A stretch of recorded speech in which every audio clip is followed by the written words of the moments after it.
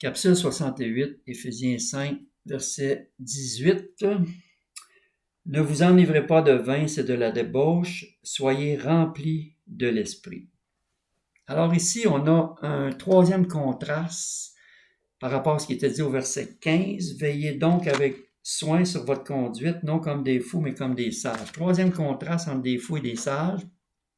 Le premier, c'était de racheter le temps plutôt que de le perdre, verset 16. Le deuxième, c'est de ne pas être sans intelligence, mais de comprendre quelle est la volonté du Seigneur, verset 17, ce qu'on a vu dans la capsule précédente. Et aujourd'hui, verset 18, ne pas être enivré de vin, mais être rempli de l'esprit. Pourquoi?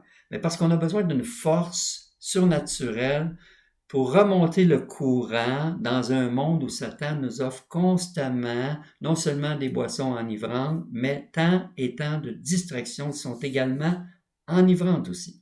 Et Paul prend l'exemple négatif de l'ébriété pour marquer le contraste avec l'aspect positif d'être rempli de l'esprit. Mais le point important, c'est vraiment d'être rempli de l'esprit parce que on voit pas les gens venir à l'église en état d'ébriété. Mais souvent, on les laisse venir sans être remplis de l'esprit. Pourtant, ça fait partie du même commandement, de la même exhortation. Ne vous enivrez pas de vin, mais soyez remplis de l'esprit. Et comme je dis, tu ne vois pas les gens venir à l'église le dimanche matin en état d'ébriété. Mais souvent, on les voit la face longue, pas remplis de l'esprit, et on accepte ça au fond. Alors que le commandement est le même. Au chapitre 1, verset 13, Paul a dit qu'on avait été scellés du Saint-Esprit. Ça doit paraître à quelque part. Au chapitre 4, verset 30, il est dit de ne pas attrister le Saint-Esprit. Mais c'est peut-être pour ça qu'on a la face longue parfois. Parce que si l'Esprit est attristé, on ne peut pas être rempli par l'Esprit. Et ici, je fais exprès pour dire être rempli par l'Esprit, parce que c'est ça la traduction littérale. C'est pas être rempli de l'Esprit, mais être rempli par l'Esprit. Parce que l'Esprit a un ministère, c'est de nous remplir, non de lui-même, mais de Christ. Et Jésus a parlé dans l'Évangile de Jean du ministère de l'Esprit. Par exemple, au chapitre 14, le verset 15, il dit « Si vous m'aimez, gardez mes commandements, et moi je prierai le Père, il vous donnera un autre consolateur, afin qu'il demeure éternellement avec vous, l'Esprit de vérité, que le monde ne peut recevoir parce qu'il ne le voit point et ne le connaît point. C'est pour ça que le monde aime tellement s'enivrer. Mais vous, vous le connaissez car il demeure avec vous, il sera en vous. Je ne vous laisserai pas orphelin. Je viendrai à vous, oui, mais par l'Esprit. Je ne vous laisserai pas orphelin. Vous allez avoir l'Esprit et par l'Esprit, je vais venir à vous. Encore un peu de temps et le monde ne me verra plus, mais vous, vous me verrez car je vis et vous vivrez aussi. En ce jour-là, vous connaîtrez que je suis en mon Père, que vous êtes en moi, que je suis en vous.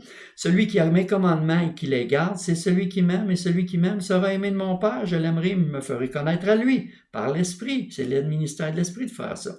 Jude, non pas l'Escario, lui dit Seigneur, d'où vient que tu te feras connaître à nous et non au monde? Jésus lui répondit, si quelqu'un m'aime, il gardera ma parole, mon Père l'aimera, nous viendrons à lui, nous ferons notre demeure chez lui. Parce que c'est le ministère de l'Esprit.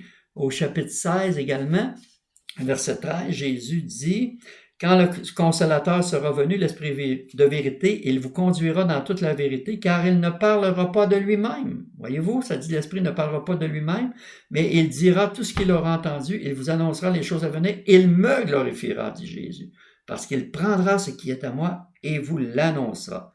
Tout ce que le Père a est à moi, c'est pourquoi j'ai dit qu'il prendra ce qui est à moi et qu'il vous l'annoncera. Donc, on voit que le ministère de l'Esprit, c'est de nous faire connaître Jésus, de nous révéler Jésus. Et ici, c'est difficile de nier la personnalité du Saint-Esprit comme le font les témoins de Jéhovah. De la façon que Jésus en parle, on voit que c'est vraiment une personne. Et d'ailleurs, au chapitre 1 d'Éphésiens, on a vu que le Père, avant la création du monde, a conçu le plan de rédemption. Le Fils est venu à un moment précis de l'histoire de l'humanité, il y a 2000 ans, pour accomplir le plan de rédemption. Et l'Esprit, depuis 2000 ans, l'applique à l'Église. Également, au chapitre 2 d'Éphésiens, on a vu que par lui, Christ, nous avons tous, les uns les autres, accès auprès du Père par un même esprit. Donc, il y a les trois personnes qui ont chacun leur rôle à l'intérieur de la Trinité. Et Paul, donc, nous exhorte à être remplis par l'Esprit, parce que comme il a prié, au chapitre 3, verset 16, il disait que Dieu vous donne d'être puissamment fortifié par son Esprit dans l'être intérieur, en sorte que Christ habite dans vos cœurs. Donc, l'Esprit, c'est de faire habiter Christ dans nos cœurs, son ministère, Pourquoi? Parce qu'au chapitre 3 encore, verset 20, dans la même prière, il dit « Or, celui qui peut faire par la puissance qui agit en vous, c'est celle de l'Esprit qui nous remplit de Christ, que Christ habite dans nos cœurs, peut faire infiniment au-delà de tout ce qu'on peut demander ou penser. » Donc, l'intercession de Paul, plus ses exhortations, nous montrent que on n'est pas encore rempli comme on devrait l'être, mais on est en chemin. Et cette plénitude, c'est d'être rempli de toute la plénitude de Dieu. Chapitre 3, verset 19, dans la même prière, jusqu'à ce que nous soyons tous remplis de toute la plénitude de Dieu. Mais ce n'est pas encore complété, mais c'est en cheminement. C'est quelque chose qui est commencé ici, maintenant. Dieu répond à cette prière de nous remplir de plus en plus de lui. Mais ça va être exaucé pleinement à la consommation finale. On va être rempli de toute la plénitude de Dieu. Et ça nous montre encore une fois la tension eschatologique entre le déjà et le pas encore dont on a parlé souvent. Mais entre-temps, l'Esprit œuvre en nous dans la mesure où on lui permet. Et encore une fois, ça met en évidence ce qu'on a vu dans Philippiens 2, 12 et 13. Travaillez à votre salut, car c'est Dieu qui opère en vous le vouloir et le faire. Il y a une interrelation, de l'interaction, de l'entrejeu, de la synergie, du partenariat entre Dieu et nous pour que sa volonté s'accomplisse dans nos vies, mais on a besoin d'activer notre participation parce que les choses ne se font pas d'elles-mêmes. Dieu nous demande de participer. Alors, quoique on ne se remplit pas nous-mêmes, on doit être réceptif au travail de l'Esprit en demeurant sous son contrôle afin qu'il nous remplisse de Christ. Parce que aussi, on a un autre verset qu'on a déjà vu dans 2 Corinthiens 3, 18 où il est dit « Nous tous qui contemplons comme dans un miroir la gloire du Seigneur, nous sommes transformés de gloire en gloire en la même image du Seigneur par l'Esprit du Seigneur. » Hein? Et c'est très intéressant, quelque chose que j'ai lu il y a quelque temps par rapport à la science neurologique, c'est-à-dire la science qui étudie le cerveau humain, comment c'est fait et comment ça travaille dans le cerveau. Parce qu'avant les années 90, les seules études qu'ils pouvaient faire du cerveau, c'était une fois que la personne était morte, d'étudier le cerveau, comment c'était fait. Mais depuis les années 90 et par la suite, ça s'est toujours perfectionné, mais avec les scans, la résonance magnétique et toutes les autres inventions, aujourd'hui, ils peuvent étudier le cerveau vivant. Ils voient ce qui se passe dans le cerveau des personnes alors qu'ils sont en vie.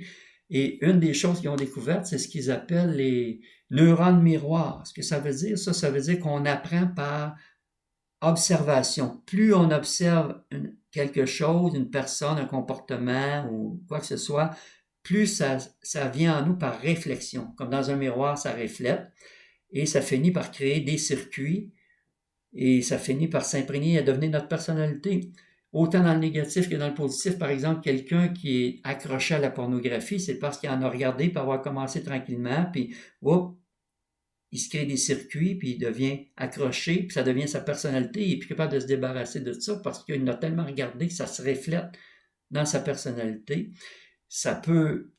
Il peut être guéri, délivré de cela, mais il va falloir créer des nouveaux circuits positifs. Puis qu'est-ce qui peut être plus positif que de contempler Jésus dans les évangiles et de laisser le Saint-Esprit refléter Jésus. Nous tous qui contemplons comme dans un miroir, nous sommes transformés en la même image que celle du Seigneur par l'Esprit. Alors c'est important la parole de Dieu. La parole de Dieu crée des circuits nouveaux dans notre cerveau. C'est pour ça que l'apôtre Paul priait dans Thessaloniciens que tout votre être, l'esprit, l'âme et le corps soient sanctifiés tout entier pour le jour de Jésus-Christ, parce qu'il y a un rapport entre l'esprit, le psychique, l'âme et le corps. Entre le spirituel qui est l'esprit, notre esprit né de nouveau, agit sur notre psychisme, notre âme, nos pensées, nos émotions, notre volonté, nos sentiments, notre mémoire, tout ça. Ça s'imprègne là et c'est dans notre corps aussi. Alors c'est important. Et c'est pour ça que j'aime tellement aussi dans le psaume 19, versets 8 à 12, je vais terminer avec ça, mais dans le psaume 19, verset 8, ça dit « La loi de l'Éternel est parfaite, elle restaure l'âme. Le témoignage de l'Éternel est véritable, elle rend sage l'ignorant. Les ordonnances de l'Éternel sont droites, elles réjouissent le cœur. Les commandements de l'Éternel sont purs, ils éclairent les yeux. La crainte de l'Éternel est pure, elle subsiste à toujours. Les jugements de l'Éternel sont vrais, ils sont tous justes. Ils sont plus précieux que l'or, que beaucoup d'or fin. Ils sont plus doux que le miel, que celui qui coule des rayons. Ton serviteur aussi en reçoit instruction. Pour qui les observe, la récompense est grande. » Je ne comprends pas que des gens disent que lire la Bible, ça rend fou. Ici, il dit complètement le contraire, que ça rend sage. Et c'est vrai, ça nous transforme pour le meilleur. Et on va voir dans la prochaine capsule encore mieux comment être rempli de l'Esprit. Par l'Esprit.